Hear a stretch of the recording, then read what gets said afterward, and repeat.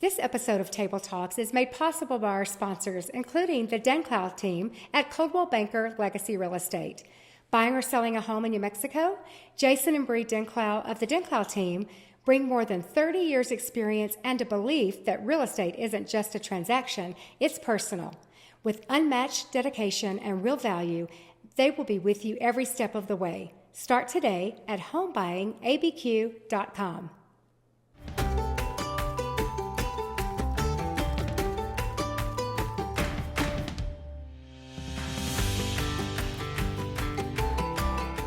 Today's guest has broken barriers, defied expectations, and served our country in ways most of us can only imagine.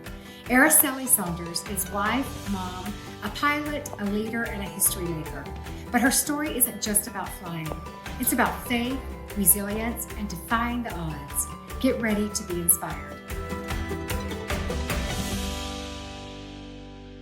Well, welcome to Araceli Saunders. Okay, we call her Celi, so that's the only time I'm going to say your beautiful big name. But thank you so much for joining Table Talks. Honestly, I've been looking forward to this for months, and I'm so excited to have you here. Welcome to Table Talks. Thank you. I'm so excited to be here with you, and I just know you're going to make me talk more than my normal self. So. Well, I hope, okay, so if I do a good job, we'll be able to get some great information from you. Celi, I've tried to think how long I've known you, but I don't know if you had Samson, your oldest son, when I met you, but so we'll pause there for a second. Let's just tell about your family. So you're married to AJ, who is actually, he's got all kinds of accolades himself. Yes. I mean, truly, he is a very, he's an important person too, smart, and boy, your kids are brilliant.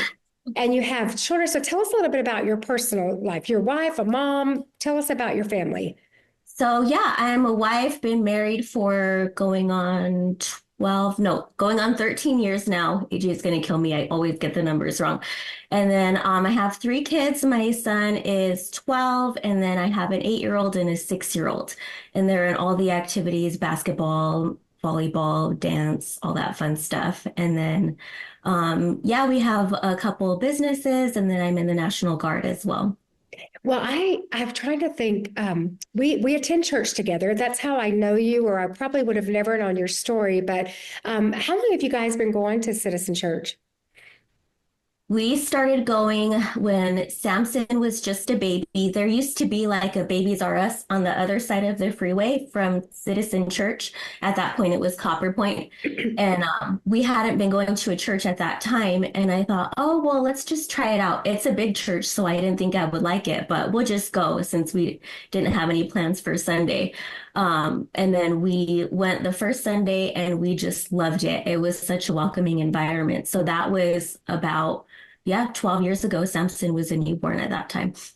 That's because I was thinking that the girls that they were born after that I got to know you guys. And you mentioned you were in the Guard, and so what we're going to talk about today for everybody listening, because we could talk about, there's a lot of interesting things in your life, but something that really just grabbed my attention, and really a couple of years ago when you mentioned you're in the Guard, and so you're a very distinguished military officer, and you were on a deployment, and when you came back, I mean, I knew you had been gone because you're gone, like, what is it, 1 week in a month, always away of it, and I knew you'd been gone a long time, but I didn't know you so well to know what had been going on. And then this article was published about you, and then I started reading it, and I was just, talking to you before we started recording. I love your story because I think that so many people, not just women, but people in general, don't know how to dream anymore. Our lives get so chaotic and crazy that we don't know how to dream for our future or to set goals. I was fortunate enough to be born in a family, even all those years ago, that my parents just told me I could do anything I set my mind to. So I always thought I could accomplish anything I wanted to do. But that's not the normal case in people's lives. Most people don't have that backing. So I I want to just take me back. We're going to start from the beginning. So I know you are such a humble person, and this is like I know goes against everything that you like to talk about, which is you don't like to talk about yourself. You could probably sit here all day and talk about your kids and your husband's accomplishments, but I really want to talk about you. And so we're going to go back to the beginning. So, what led you to ever join the military? So, yeah, how'd you come up with that? Yeah, so both my parents were in the National Guard. I grew up like as a military kid. My mom, after her fourth kid, she finally got out. She was like, this is a lot, so I'm going to get out. And then she homeschooled us after that point because we had moved around a little bit with my dad being in the military. So both my parents served. And for some reason, I just always knew since I was a little girl that I was going to also join the National Guard just to carry on that legacy that my parents had. Was your dad, did I read this? Okay, I don't want to, what was his rank? Was he like a brigadier? He was big general. He was a brigadier general. Yes, he was our the adjutant general for the New Mexico National Guard for our state when he retired. So, I mean, you had big shoes to, but also a great example of someone reaching, goals in the military. So, did you try? You mentioned you traveled some, so you guys move around a lot when you were little. We moved around a little bit. We've lived in Alabama and Maryland, and then we moved back home after that. That's the nice thing with the National Guard is you don't have to move that much. But we got a little bit of exposure to moving when we were younger. But yeah, since we were moving, my mom homeschooled us during that time. Was AJ in the military too, or He no? was, yeah, he was in the military. He was airborne infantry at the 82nd in Fort Bragg. For I think he And was. Fort Bragg just got its name back, right? I think so. Yeah. I haven't been following it if it's official or not, but it's such a good name. I Well, love it. President Trump made it official, so he said it was Fort Bragg. So right. Well, So if he says it, it I goes. love that. And so you're a pilot. I mean, I really didn't want to list all of your awards, but you're a pilot, currently still a Mhm. pilot. And if people could see you in person, they would know that you're a little thing. You're a tiny little person. And I mean, the first time I heard that you were a pilot and that you were a military pilot, I thought, oh, I mean, I can just picture you. And then there comes that picture in the publication that posted about you, and there you were coming across the tarmac and your uniform. And I'm like, yeah, she's gonna get somebody. I would be afraid if I saw you coming across. I'm sure there's like But the guy in the background of the picture, he's like 6'7". He just towers over me. how tall are you?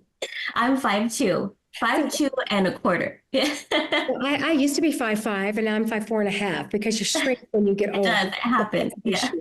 So you always want to be a pilot? No. So, when I was younger, I went to public school from sixth to like half of ninth grade. And I really hated going to school. So I asked my parents if I could go back to being homeschooled. So I did that for a couple years. I got my GED when I was 16 years old.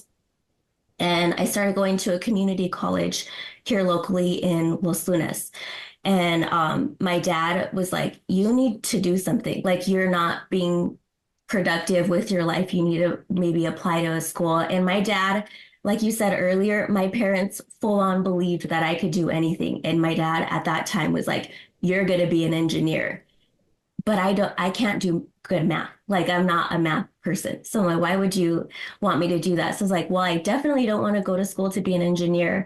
What's a career I could do that's not going to take a lot of schooling? And for some reason, I thought, okay, a pilot is what it is. And so there was a flight school in Farmington, New Mexico, which is kind of by Durango, Colorado. And I applied for it. And I didn't think I would get in. I was only, I think, 17 years old at that time. And so, you had to write your essay, you had to do the application process, go to the interview. And I thought, I'm not going to get in, but this is at least making my dad happy that I'm, trying to do something. Um, And plus, like, I'm a little girl. I see everybody there. All the guys are like towering over me. They look so professional in their business suits and all this stuff. But I got in. I got into the flight school, and this was a civilian program. They were partnered with a smaller airline. And so the deal was like, you go to school, um, you get your commercial license, and then you start working for this airline. And so this was in 2008. And in 2009, the economy tanked. And so I finished the program and I was interviewed for that airline that partnered with a flight school and they went bankrupt. So they also they hired me and furloughed me all in the same day. And so I had all these student loans to take care of at that time. And I thought, oh my gosh, what am I going to do? Well, I had already enlisted in the Air National Guard during that last semester of my flight school because I kind of saw the writing on the wall. And I thought, okay, well, I can do the National Guard thing and it'll help supplement my pay. And then, I can apply to be a pilot through there and finish up my degree and all of that stuff. So I did that and doors started closing for me. So I went to become a flight engineer on the C-130. And so that was a really tough program. You learn all the aircraft systems and all of that stuff. And I was hanging out with probably not the best crowd. I was doing things I wasn't supposed to be doing. Me and AJ were dating at that time and not really following God's plan for us. We got pregnant while we were dating, while I was still in that flight engineer school. And so I had to find a different type of job that would take me while I was pregnant. So I cross-trained into supply, which was a non-flying job, but it allowed me to stay at home instead of moving around and getting deployed a lot while Samson was a baby. And I thought, oh, well, I can still, become a pilot and it'll just be like a different route. But God really closed a lot of doors for me. I was working a job that paid me or that hired just fiscal year to fiscal year. And at that time, this had been about 4 years since I have flown as a pilot. At that time, just a bunch of doors closed for me. I couldn't get a height waiver because you have to be 5'4" to be a pilot.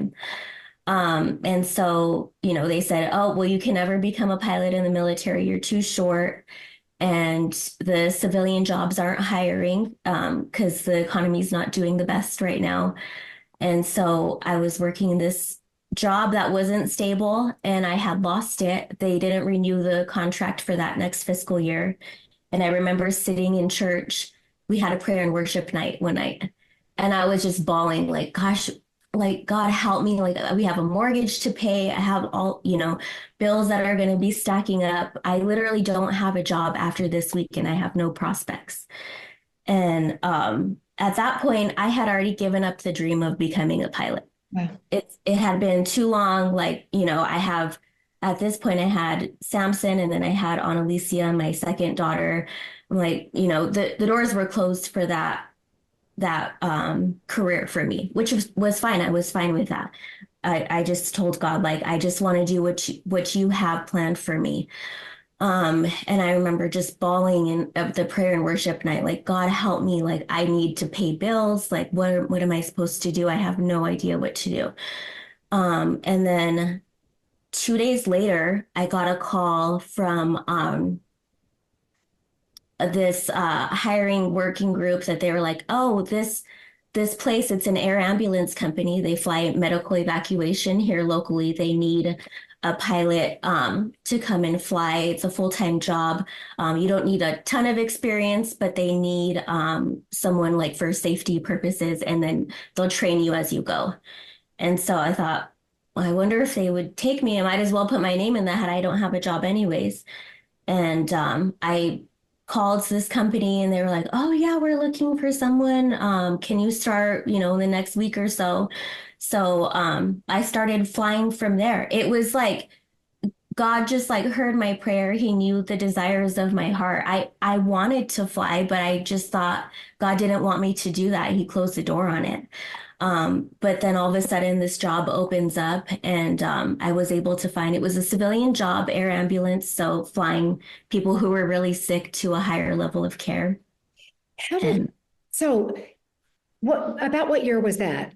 that was in, oh my gosh, I should know this. This was in 2016, I want to say, 2017. Feels like the other day, but that was actually not the other day. It was almost, Yeah. time ago. It's like, how'd that happen?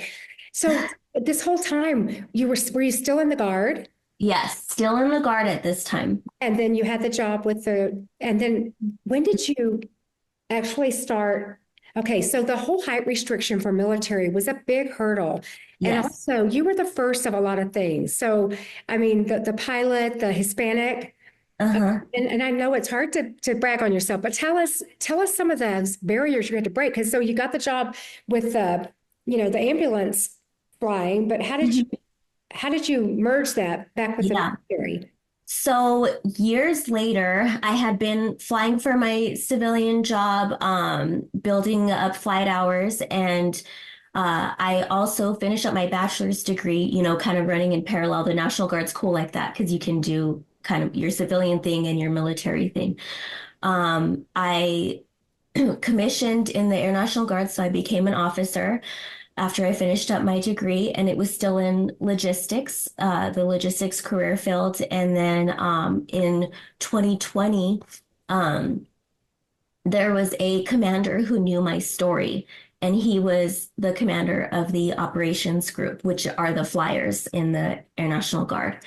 He knew my story, and at that time, they were discussing like the height waiver, and we need to kind of break down barriers because there's a lot of barriers for women. For example, like the airplanes are designed for men, for your average white male, which makes total sense because that's who was flying the airplanes in the 1950s, like, and even before then and after then.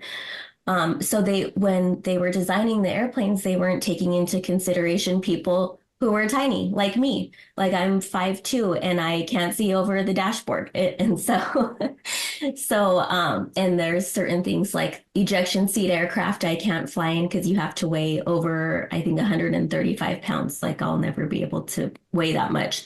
And so during this time, this commander, he came up to me and he talked to me. He's like, "Would you still be interested in this?" And I was like, "Well, yes, I'm interested, but I don't think that I'll get a waiver. They already denied my waiver years ago. This was already, at that point, it had been probably about 7 or 8 years where my waiver was already denied. And normally when a waiver is denied, it just stays denied because they said someone else already said no. Why would I say yes?" And so it took like a full group of people just advocating for me. It wasn't me advocating for myself. It was people who believed in me and thought I could do a good job at flying the mission here locally and becoming an asset to my unit. They saw something in me that they felt like was worth their time to advocate for me. And that's something that I'll just never forget was someone who was so busy. He's the commander of the operations group. It's crazy during COVID time. Like there's just all this added drama and stress. And he took the time to go and figure out the process that he needed to do to advocate for me to get the height waiver, because he saw a value in me that other people hadn't seen in the past. So it took like it was not just like women, advocating for women. It was men advocating for me as well. It was really, really. So you were the first one that got the waiver. I mean, For in New Mexico, yes, Mexico. there's another little girl in West Virginia who got the waiver before me, and we're both the same size, and we actually went to Air Force pilot training at the same time, and both of us showing up to the planes with our booster seats was definitely a sight to see. I mean, that's like, I mean, you were the first Hispanic female aviator with the New Mexico Mhm. Air National Guard, and the first woman, a person in New Mexico to get this height restriction waiver so that you could actually, what did they do? Lower the dashboard or raise your seat? I don't know what they. So I actually fly with a booster seat. Oh, It's not even like I'm serious. I bring a little booster seat with me. It adds like a couple inches and I can Hey, see. and people are thinking, like, you just don't fly around. Let me tell you, some of the stuff you do combat deployment, humanitarian missions. So let's segue to that a minute. You do airdrops of supplies. So I don't know what you can and can't say, but you've done a lot in the Middle East in missions. So this is not like you just needed a booster seat to fly around Albuquerque. This is a big deal what you accomplished, and to I still can't even believe it. So tell some of the cool things you do piloting that aircraft. So yeah, we do, our primary mission is combat search and rescue. So we are always ready in case, one of our US forces or allied forces, God forbid something happens to them. We're ready to go and recover them, find them, get them to a safer place as soon as possible. So that's our primary mission when we're deployed, when we're anywhere, really. We have stateside missions that do that as well. Hikers get lost in the mountains in, Alaska, here in New Mexico, and then even people, if they're on boats, we can go find them in the water. We do that stateside here too. We can do, like you said, the airdrop. So just dropping pertinent supplies like food, water, equipment to whoever needs them, and if they need them in a timely manner. So, yeah, we have a lot of different capabilities on the airplane that I fly, and it's definitely a team effort. I read that one of your deployments was at Saudi Arabia, and you flew like over 20 like missions or drops or I don't even understand it all, obviously. And my dad was in the Navy, so he was on a ship. He was on an airplane. That's all I got. But tell me about what you did with, I mean, I just can't even picture you hiking up and that big old plane and saying, let's go, guys.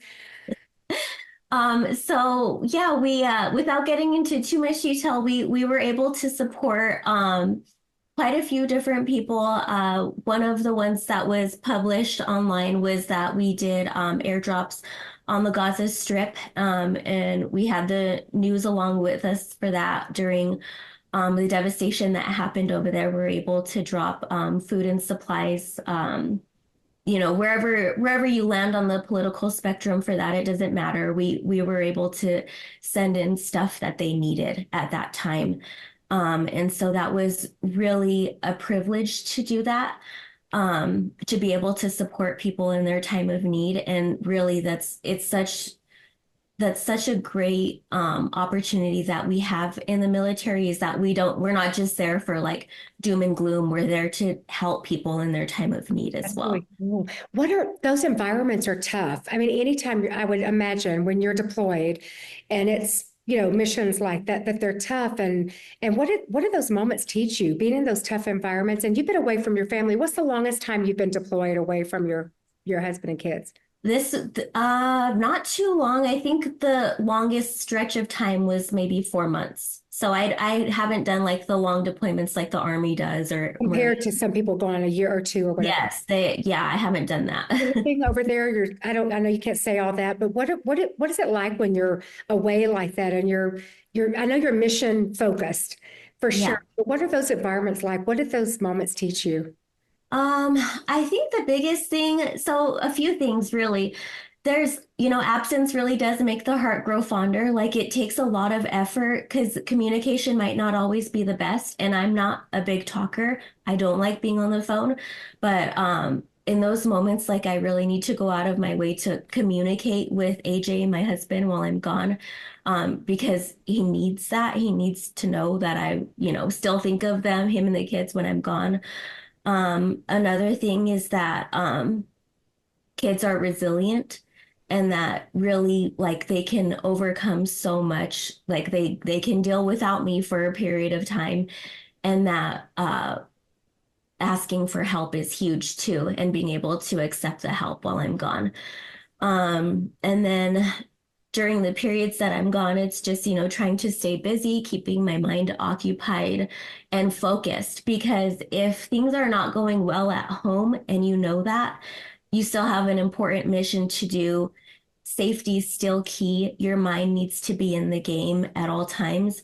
And so just being able to take the moments before maybe you have to go on something that's stressful, a stressful mission, just being able to take the deep breath. And a Bible verse that really helped me was Exodus 14:14. It was, the Lord will fight for you. You need only be still.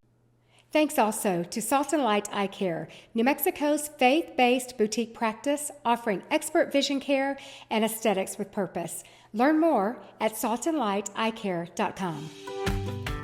Hey friends, I'm so glad you're here.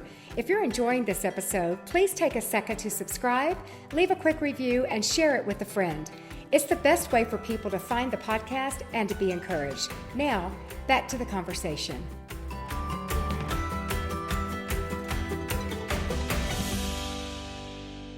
And that was just huge for me that whole time. It's like, okay, yes, I've done the training. Yes, I've done the studying.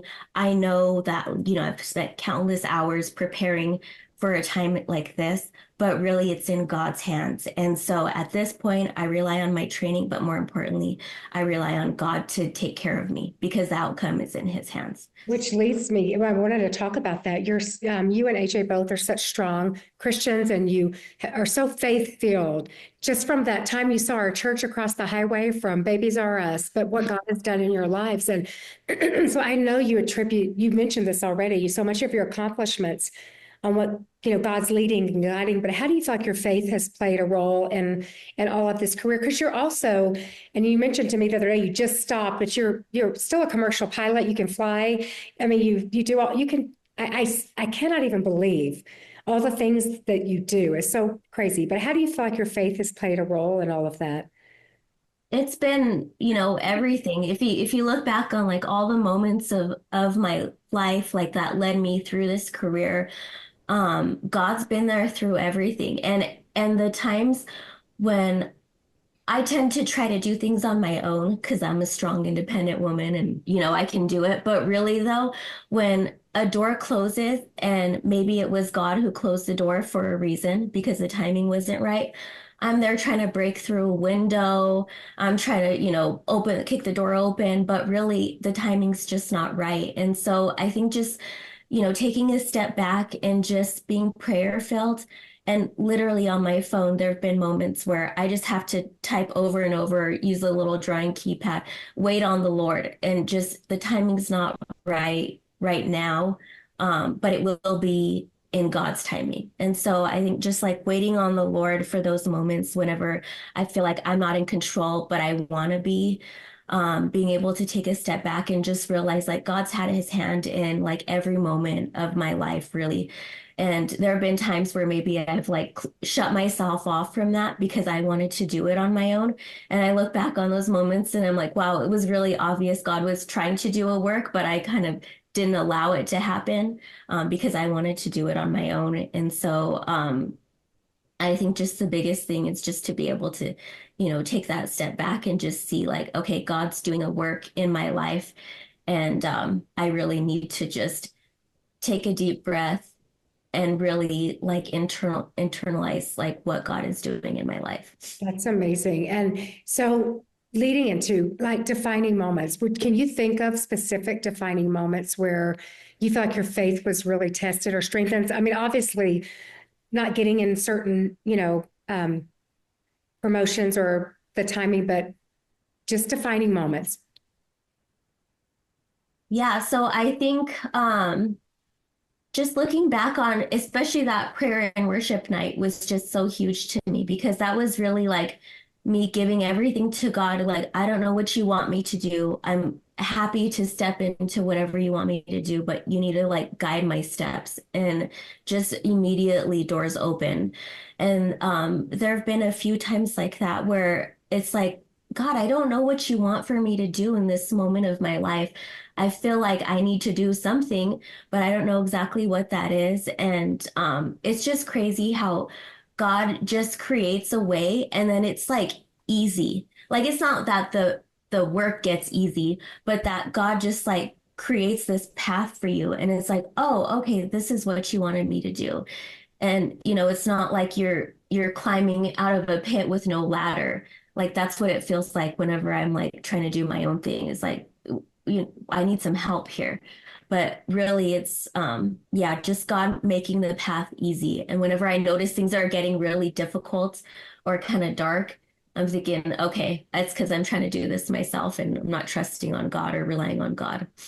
Which sounds like would be, I guess my next question for you is what advice would you give others about trusting God in the process? And you're giving us some great advice along this way, but anything specific you might say to people that are listening that, I mean, you've literally, accomplished things that seem unattainable. And some people might be listening thinking, I don't know if I have the wherewithal to do that. But what advice would you give us about trusting God in the process?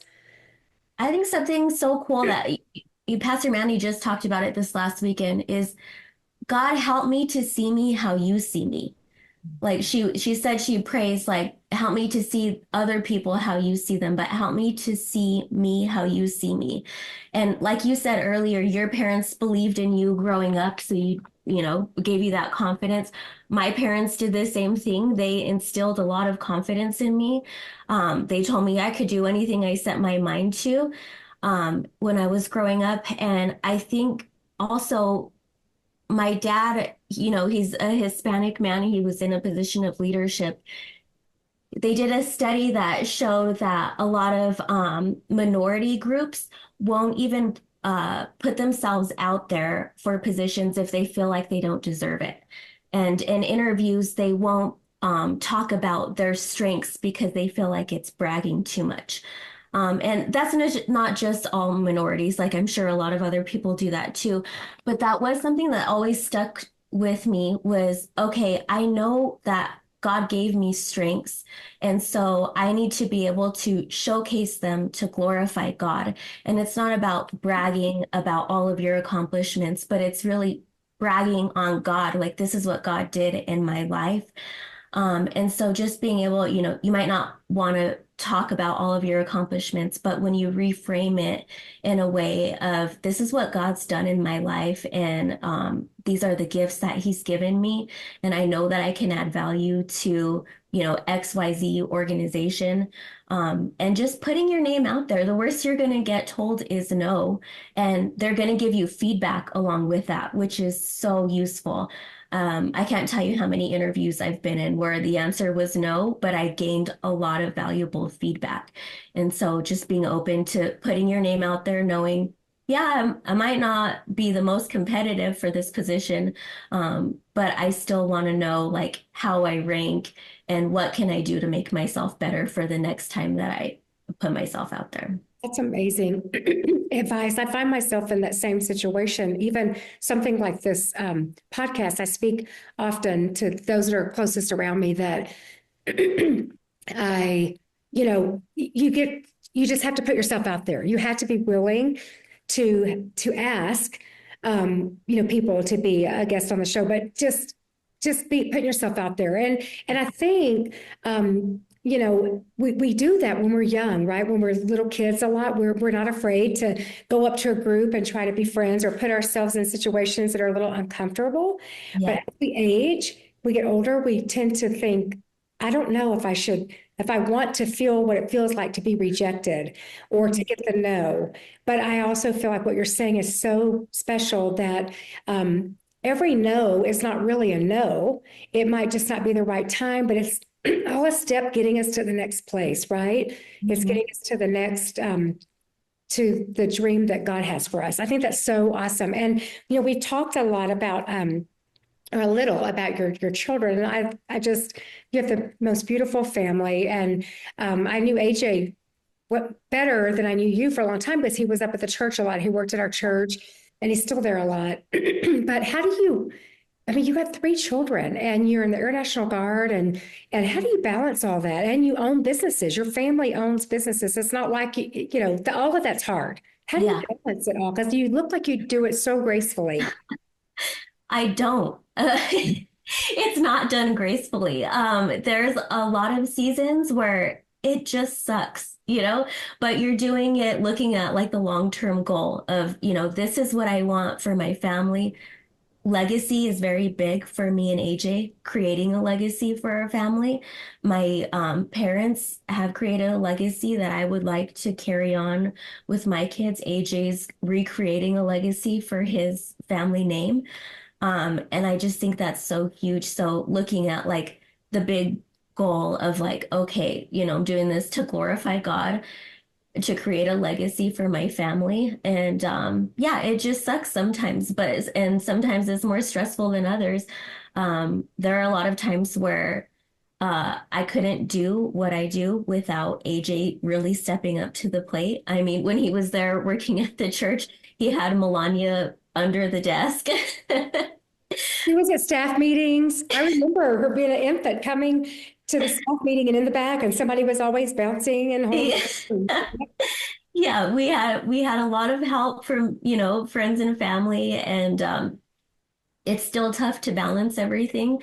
We don't do it well all the time, and sometimes frustration probably takes over more than it should. But yeah, it's just like keeping in mind what the goal is, and really what we want for our kids is just the stability and the continuity, showing them that they can do hard things, but also that it's important to keep God as number one in their lives. And so just always trying to make sure that God's at number one in our day to day can sometimes be tricky because the day gets away from you really quick. What kind of habits or rhythms do you guys, what do you do that keep you grounded in faith or to help your family keep God number one? Because it doesn't just happen. Right. Yeah. Well, okay, so day to day, from hearing you and Pastor Galen, we started doing nighttime prayers because we weren't doing that for a while. It just, the day gets so long and we're just like, oh, just go to bed. I'm so tired. I don't want to deal with this anymore. So we started every night. We do bedtime, nighttime prayers, talk about the day a little bit. Sometimes my kids' prayers just drag on forever, but it's great and I love it. Like my daughter Melania the other night, she said, in your mighty name we pray, amen. But she said mighty, we counted like 35 times. You're fun with it. Yes, yes. And so, while my kids are praying, sometimes I just pray for patience. But it's so great that we're praying together as a family. And so each night we pray, every morning we pray, because those little moments are so important. And if I'm not keeping God in mind in the little moments day by day, it's crazy how far away from God I'll become. It's like the moments are just so huge. And so, going to church on Sundays, one of those like non-negotiable things. My son's getting older now. He's in the middle school age, so he goes to youth. And I think, from myself growing up, and watching other adults now who've grown up going to Citizen Church, I noticed the difference between the parents who made church a non-negotiable with their kids versus the ones who kind of went, oh, well, we've got XYZ going on and, Sundays are really hard, so maybe we'll go if we can. I get things happen, but really God needs to be a priority. And so the little habits day by day really, really matter. And that structure, it's interesting that you're saying all that because, I, in my mind, military people, once you're on the job, you're very structured. There's not a lot of wiggle room. These are the rules. This is how we go. I'm on mission. We're on point, on task. And I don't understand sometimes why we can do that in a job because Yes. and then what you've done is you've pulled that into your family life too. Because in military, you have to have non-negotiables or people's lives are at stake every time you go to work. Well, I'm so happy you brought that up. I had not a realization, like a really big God moment where God really was like, what are you doing? I was spending all of this time studying my aircraft to know it well, spending, hundreds of hours studying, and I was not going to church. I was not making God a priority. I was not doing bedtime prayers. I was not spending time with God in those little moments because I was so focused on if I don't know my aircraft well, I could die and I could kill others. Like that's just the bottom line is that if I don't know my job, I am putting other people's lives at risk. And God was saying, well, that's good. You're doing all that, but really, what are you doing with me? And aren't I more important than your life? And really, he is more important than my life. And I'm so happy you mentioned that. Yeah, I just had this big realization a few years ago. It was like, wow, God, like I'm really prioritizing my job, which is important and safety is key. But to just see the difference of how much time I was spending not studying the word, but studying for my job was really. It's so important in your job. And I think it's great to have that realization that others can listen to this and have it too, that same intentionality that you have to have in the military. And so many people pride themselves in their jobs. Look how intentional I am and how smart I am at this, and I'm so trained. But yet the most important thing in our lives is the little souls, our little family and our spouses, our kids that we're responsible for, that we wouldn't have that same intentionality and focus with that. And so running them simultaneous can happen. And it's great because you understand that. I love that we're talking about it. Then people can hopefully have an epiphany and go, oh, I do this for other areas, but I haven't done that with my family. We hope our families will turn out good by just throwing the deck of cards up in the air and hoping they land with the, royal flush or something. I don't play cards, but I'm assuming that's a good one. But I think that that's so super important for sure that people grasp that. And I think it's great. I would love to down the road talk to you again and say, okay, I'm applying, and you have been for the last few years, but these principles into our family how hard do I study? Do I study my spouse with that intentionality? Do I study my kids with that intentionality? What makes them tick? So you know what makes the aircraft tick, know what makes it go, and you know how to troubleshoot. Yes. Because it saves lives. And then we transfer over that to our family and our walk with Christ. Do I know how to troubleshoot in my family? Am I willing to, do what it takes to make sure that, and it doesn't stop because my sons are grown and I have 9 grandchildren. It never stops. I'm same thing with them. Now I just have 17 people in my family to worry about and to pray for. No big deal. Yeah. It never ends. And it doesn't get easier. And I think that's what I always thought is, things will get easier once I just get over this. Once I can complete this, it'll get easier, but it doesn't. And so I think I'm just accepting that in my life is like, it's not going to get easier, but maybe how I handle things will be a little better. So all that you said is so true. And everybody has so many things in their life that they're, managing. And I think just stepping back, and you have that vantage point when you're flying, you have that 30,000, 40,000 foot, view in an aircraft, which I think is also such a beautiful picture. If we can step back and get a bird's eye view, an airplane view in certain areas of our life, we can get the perspective so much better and step away and get up high. And that's the perspective God has every day in our life. He sees the big picture and we see the, right in front of us. And so I think that you have such a great picture of that when you are up in the sky, to think that you can see so much better. I think I'm impressing my own self with that analogy, actually. That is really good. Hey, that's pretty good. But I would never forget it. Every time I think of that, I'm going to think of the perspective you have. So, boy, 45 minutes goes by really fast. And I wanted you to spend just a couple of minutes with a word for people listening. So we do have men that listen. A lot are young women and women that are my age, but a word of encouragement for people that are feeling stuck, because I can imagine along this path, you've shared it. There were many times that you thought, well, it's not going to happen. I've tried everything. It's not going to happen. So someone that feels stuck or discouraged in the path that they feel like God's given them, what kind of encouragement or what word would you have for them? Well, I think just going through life, I would always, when I was younger, I used to always pray, God, show me the purpose that you have for my life. And really, I was thinking, oh, okay, he's going to send someone to anoint me with oil and, tell me exactly, I need you to do X, Y, and Z. But really, our purpose is to glorify God. And so if we're walking along in that purpose of glorifying God and just being open to whatever opportunities he has for us, you're going to be amazed at what God does in your life. And the way you look at things is going to be so tremendously different in a good way. And so just remembering that, your purpose is to glorify God through everything, your day to day, each tiny moment of your day. God's just going to do an amazing work in your life.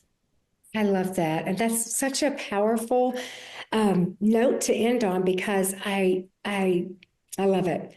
So many nuggets of truth. You said you're not a talker and you don't like to speak. You have so much good to say. I'm thinking the whole time you're talking, I'm thinking you should be teaching people. You should be leading more because you have so much to say and such a gift. And boy, the Air National Guard is very fortunate to have you. And also I think your family is too. You're a great mama and a great wife. And I can't wait to see what the future holds. And boy, I'm so proud of you. I just beam when I read the accolades about you. And I think I'm so glad that I know you and what an example you are to women everywhere, to people, but especially to women. And what an example you are. Thank you so much. And I'm so thankful that you said yes to me on this podcast. I cannot wait for people to tune in and to hear this or to watch it. It's going to be very exciting. I just thank you very much. So great talking with you. Thank you. Great. Well, thank you for saying yes. I can't wait to hear all the amazing things that come from your story. And I can't wait to see the next chapter, what God's going to write, the next chapters in your life, what God's got in store for you. What happens? No, I can't wait. And we'll talk again on the podcast. Thank you, Celi, for saying yes. Thank you for joining me today on Table Talks. For more content and information about upcoming episodes, please visit my website at kwoodward.com. You can also explore other podcast links and resources there. Until next time.